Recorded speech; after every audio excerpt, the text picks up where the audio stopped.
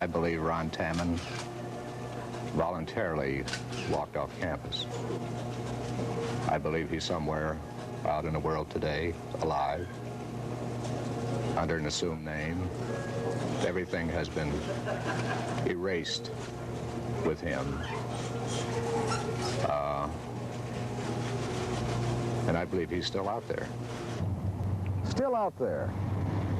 Well, Joe Sella, who's a reporter for the Journal News in Hamilton, Ohio, seems to think so. Sella has been writing about Ron Tammen ever since the young man disappeared. That was from the Miami University campus here in Oxford, Ohio. And that was on Sunday, April 19th, 1953.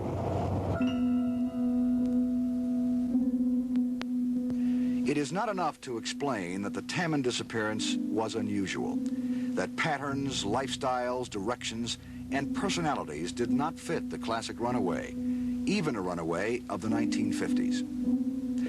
The setting of this story is almost perfect for a good old-fashioned ghost tale. The Miami campus is rich in tradition and legend. Stories which are perpetuated by imagination from generation to generation. Most can be explained away by those who would break the spell. Most, but not all. The Tammen mystery has its beginnings in one of the oldest buildings on the Miami campus, the now dilapidated, crumbling remnants of what was once an architect's dream, Fisher Hall. This is the story of the disappearance of Ronald Henry Tammen Jr., a story with a beginning, but so far, no end. Ronald Henry Tammen Jr. has become the Phantom of Oxford.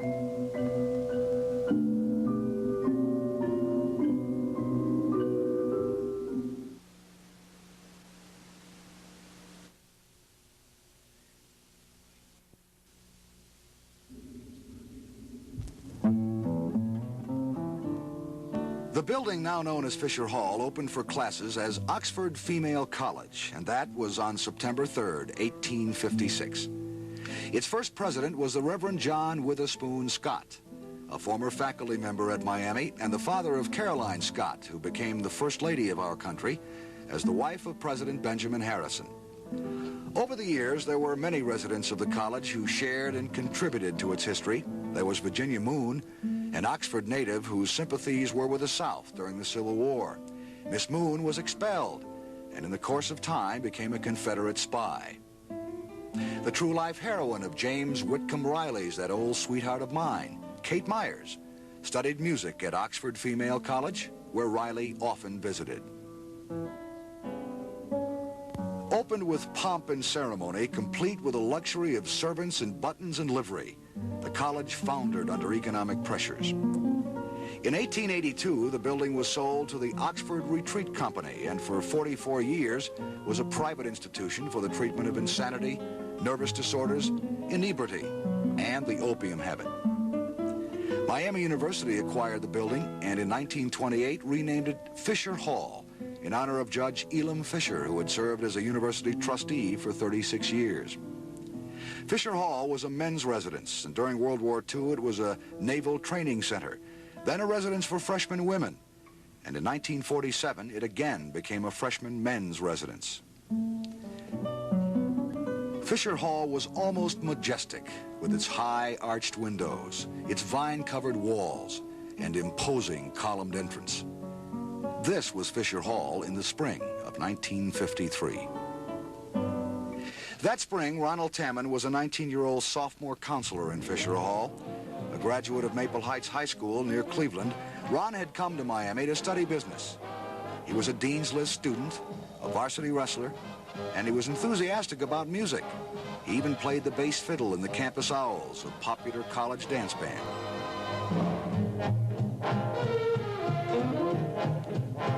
Ronald Tammen was, by almost any standard, a well-adjusted, well-liked, typical Joe College of the 1950s.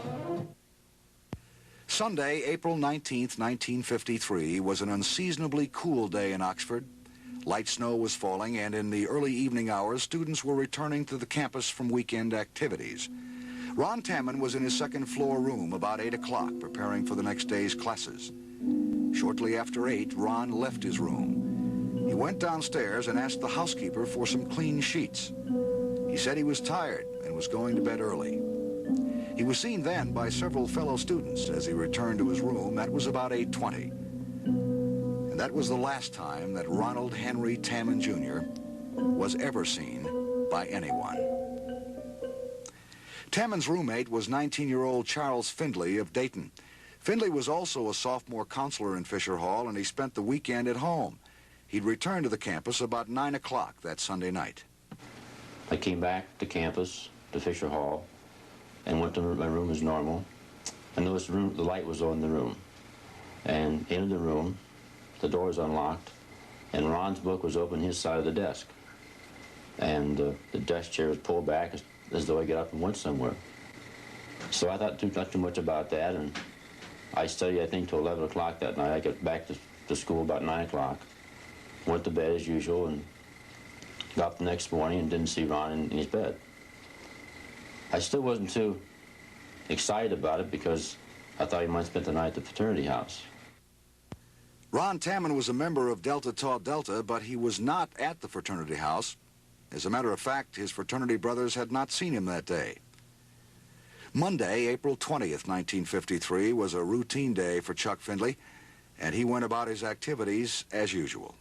And it was sometime later that afternoon in the evening, we had a counselor's meeting. And that's when I think we discussed a little further as to where Ron was and what the situation was. Not only had the radio been playing and Tammen's psych book on the desk open, but Findley found all of Ron's personal belongings in the room. On the desk, as if his pockets had been emptied, were Tammen's wallet, his bank book, his comb, watch, even his class ring, and his car keys. Beside Fisher Hall, just below Tammen's window, was his 1939 Chevy sedan, parked and locked. Inside, on the back seat, was his bass fiddle. Despite the unusual circumstances surrounding Tammen's disappearance, it was 3 or 4 days before he was officially listed as missing. The family was notified on Thursday, April 23rd. The same day, the police were called in. I think probably for the first 3 or 4 days, I wasn't concerned. But I really realized that he wasn't coming back. He wasn't coming back as he normally would. And the ROTC was out, and they were dragging the pond. I got concerned, because I remember sitting at my desk and looking out the window and watching them drag the pond. And that was kind of an eerie feeling. Someone must have thought that there was foul play involved. Did you? No, I didn't. I didn't think so, because at that time, and even now, you go back and you think about a college student, what, 19, 20 years of age. How do you make an enemy?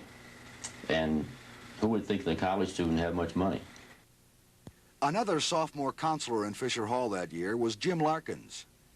Larkins, now an associate professor of modern languages at Wright State, urged an investigation be undertaken. He is just the last person that you would ever expect just to merely take off. For as far as I was concerned, there would be no reason for his having done it. From all that we knew about him and could learn about him, he just seemed to have everything going for him. The last person you would ever expect to disappear. A phrase, a quote, that often surfaces whenever Ron Tammen's name is mentioned. It might help to examine and understand the times during which Ron Tammen lived here, the early 1950s. Dr. Carl Knox, now a professor of education at Florida Atlantic University in Boca Raton, was dean of men at Miami University in 1953. He recalls the general mood of college campuses in the 50s, and he remembers Ron Tammen.